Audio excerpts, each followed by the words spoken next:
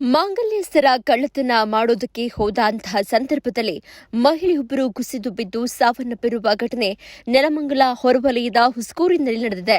ಬೆಳ್ಳಂಬೆಳಗ್ಗೆ ಎಂದಿನಂತೆ ಮನೆ ಮುಂದೆ ಗುಡಿಸಿ ರಂಗೋಲಿ ಹಾಕ್ತಾ ಇದ್ದಂತಹ 45 ವರ್ಷದ ಜ್ಯೋತಿ ಅವರ ಮಾಂಗಲ್ಯ ಸರವನ್ನ ಬೈಕ್ನಲ್ಲಿ ಬಂದಂತಹ ಇಬ್ಬರು ಕದಿಮರು ಕಿತ್ತು ಪರಾರಿಯಾಗಲು ಯತ್ನಿಸಿದ್ದಾರೆ. ಈ ಸಂದರ್ಭದಲ್ಲಿ ತಡೆಯೊಡ್ಡಿದಾಗ ಆಕೆಗೆ ಮುಖಕ್ಕೆ ಸ್ಪ್ರೇಯನ್ನ ಮಾಡಿದ್ದಾರೆ. ಸ್ಪ್ರೇಯನ್ನ ಸಿಂಪಡಿಸಿ ಸರಗಳ್ಳತನ ಮಾಡಿದ್ದಾರೆ. ಈ ಸಂದರ್ಭದಲ್ಲಿ ಮಹಿಳೆ ಕುಸಿದು ಬಿದ್ದಿದ್ದು ಸ್ಥಳದಲ್ಲಿ ಸಾವನ್ನಪ್ಪಿದ್ದಾರೆ. ಸ್ಥಳಕ್ಕೆ ಸದ್ಯ ಮಾದನಾಯಕನಹಳ್ಳಿ ಪೊಲೀಸರು ಭೇಟಿ ನೀಡಿದ್ದು ಪರಿಶೀಲಿಸಿದ್ದಾರೆ. ಮಹಿಳೆ ಮೈಮೇಲಿದ್ದಂತಹ 45 ಗ್ರಾಂನ ಚಿನ್ನಾಭರಣವನ್ನ ಇಬ್ಬರು ಕಳ್ಳರು ಹೊತ್ತೊಯ್ದಿದ್ದಾರೆ. ಸದ್ಯ ಪೊಲೀಸರು ಕಳ್ಳರ ತನಿಖೆಯನ್ನ ನಡೆಸ್ತಾ ಇದ್ದು ಎಲ್ಲಿಂದ ಬಂದಿದ್ರು, ಆಕೆಗೆ ಸಿಂಪಡಿಸಿದಂತಹ ಸ್ಪ್ರೇ ಯಾವುದು ಎಂಬ ಬಗ್ಗೆ ಕೂಲಂಕುಷವಾದಂತಹ ತನಿಖೆಯನ್ನ ಮಾಡ್ತಿದ್ದಾರೆ.